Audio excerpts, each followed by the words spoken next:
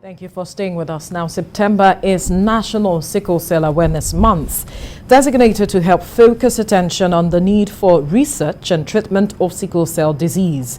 Sickle cell anemia is an inherited red blood cell disorder in which there aren't enough healthy red blood cells to carry oxygen throughout the body. Joining me via Zoom for more on sickle cell disease is the Executive Director, Sickle Cell Advocacy and Management Initiative, Toyin Adesola. Good morning. Thank you for joining us on TVC Breakfast. Good morning. Glad to be here. Now, this advocacy has been on over the years, but talk to us, what is the burden of sickle cell disease that we find in this part of the world, and what's the level of awareness? Because recently there was a video I saw where a woman was wailing and saying that she doesn't know why or what she did exactly, that she had this kind of a child. Well, one of the greatest burden, of course, for anything related to sickle cell is health. The pain they go through and then the complications, because apart from the crisis we go through, there are also complications that might occur, from stroke to organ damage to what they call avascular necrosis, and so many other things that can happen because of that blocked blood cells and lack of oxygen going there. But awareness is more concentrated, I would say, in urban areas. It takes a lot to do awareness, because more than the awareness of telling them, oh, know your genotype, a lot of them don't even go to labs to do anything. So they don't even have an idea of what their genotype is. A lot of times we have to do genotype tests for these people, and it costs at least 3,000 naira per kit. So you can imagine how many people are we going to do. So it's a challenge for us to get people to know their genotypes, let alone in rural areas where we go and we talk to them, because then you have to talk to them in their own language, because it's not enough to just talk to them. Some of them don't still understand. Some don't even know the difference between blood group and genotype. They mix it up. There's still a lot to be done, unfortunately. NGOs like us, there are many of us who are trying to bridge that gap, but without corporate and government policies towards sickle cell, it's really challenging. All right, so now there is this matter that is the focus for this year's Sickle Cell Awareness Month, which has to do with research and education. Where are we as a country with regards to this aspect? Education, it's a bit better. Like for us, we go to schools. This month we decided that we're going to secondary schools to teach people about genotype and blood group and blood in general, and to create ambassadors who can even spread the message as well. And then we're going to do some genotype tests. In terms of research, unfortunately, we are a country that research is very minimal, because of course research is expensive. In more developed countries, you see corporate organizations pump in money, and government pump in money for research. But for here, it's been difficult to get people to be able to do research. Takes a lot. General research in or not just sickle cell. Some people are doing it with some support from abroad, but it's not as much as we would like it, because of course not every foreign organization understands this sickle cell issue. I remember writing for grants, and it's very difficult. I was doing a research. It's very difficult to see grants specifically for sickle cell.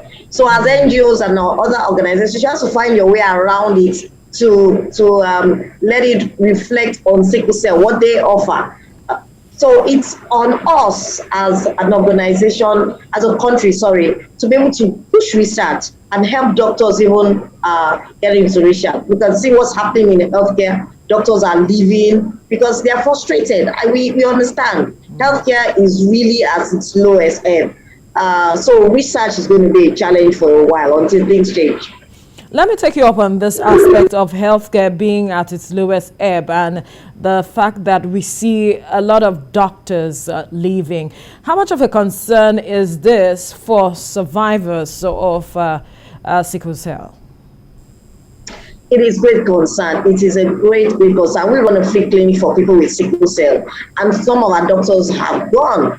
And these are good doctors, and you find that there's the good ones going. So you're sometimes left with those who may not have enough knowledge to manage a child with sickle cell. Hematologists are very few in this country, and you can imagine if that few are also leaving, who will take care of those people with sickle cell. So it's very challenging, because we found out that not every doctor, medical personnel knows that much about sickle cell. They are not equipped or knowledgeable enough to be able to understand the changes and the modern innovations regarding sickle cell issues and sickle cell research. So it's really concerning. I was talking to somebody the other day that if everybody is leaving, what happens to us who are going through all these challenges?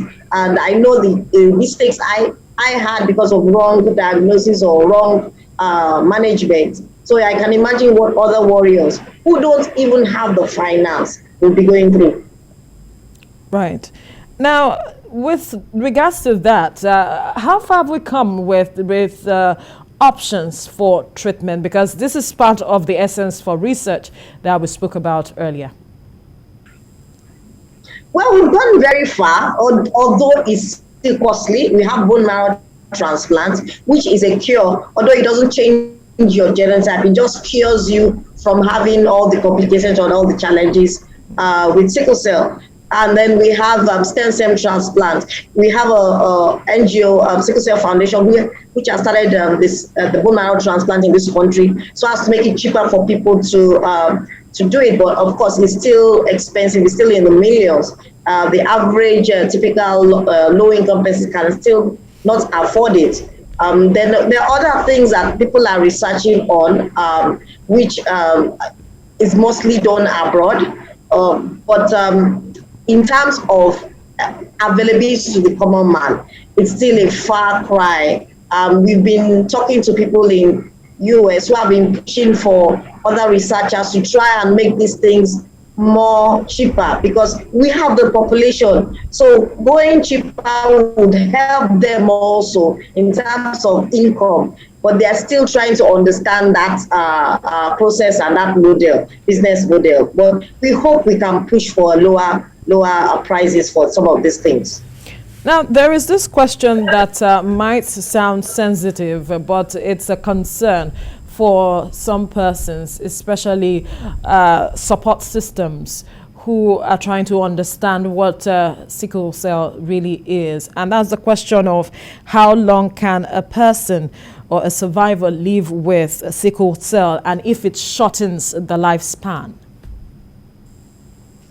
Well, before, because of poor healthcare, of course, people with sickle cell used to die early. But now things have improved quite a bit. Unfortunately, some people may still pass on, mostly because of mismanagement on the part of the person, not realizing certain things that they should do.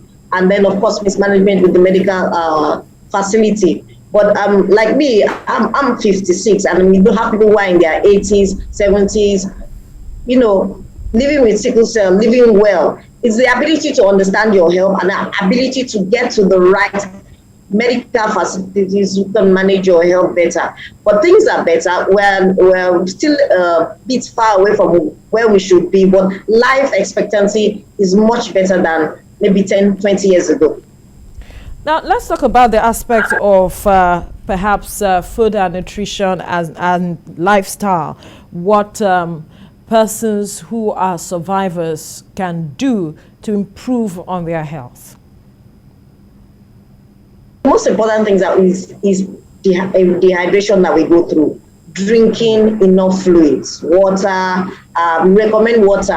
If you have to go away from water, something that is not too sugary, because I know we always like that soft drink, but that sugar again causes inflammation in our body. So it's very important that we reduce it. But water, drinking enough water, because the reality is that because the cells are clogged up, they can cause crisis. And if we are not hydrated enough, we have a lot of clogged up cells, which results in crisis. So that's why even when you're not in crisis, you don't have to wait till you're in crisis to start drinking water. When you're not in crisis, try and drink a lot of water. And then in terms of food, a lot of food with vitamins, iron. We can't take iron supplement as it is, but we can take it in our foods, which is vegetables, ugu, ewedu, efo, and all the other general vegetables, carrots, cabbage, and stuff like that. It's very important for our bodies. And then fruits, because of the vitamin C we get, which builds our immunity, because we are susceptible to a lot of infection. So it's very important that our immunity is built up. And try and manage your rest, because I know we try to push ourselves, especially those of us who are innovative, who are intelligent and all that. We try to push ourselves to prove ourselves to people. But I always recommend that, yes, you can improve yourself, but at the same time, know when to rest, when to manage your health, and all that. And those are the basic things, apart from taking your regular medications that you're supposed to take, because there are certain medications you must take every day for the rest of your life. I know a lot of people get frustrated with the amount of medicines we sometimes take, but unfortunately, these are the paths we have to go through. But without that, it results in a multiple hospital admissions. But that is generally, and of course, your mental health is very important. Apart from what you eat, it's very important. Which is where I was going to, the aspect of the mental health, managing it, because you mentioned something. A lot of persons do not like taking medication, and then having to take it for the rest of your life is quite a burden for a lot of persons. How can survivors manage this successfully? I think it's basically to try and link up with people who are in the same sphere of you, people who have been able to pull through, who have been able to understand the challenges of sickle cell. Don't surround yourself with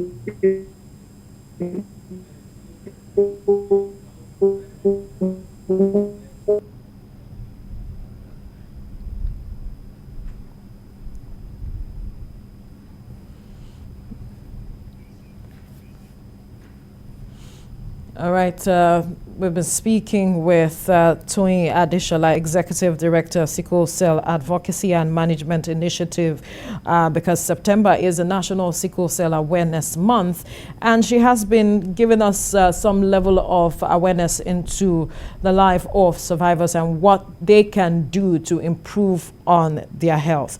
All right, we hear she is back. Toyin, can you hear me? Yes, I can hear you. Right. Let's go ahead. You were talking to us about how survivors can, manage their mental health successfully. Right. Yes. Sorry about that.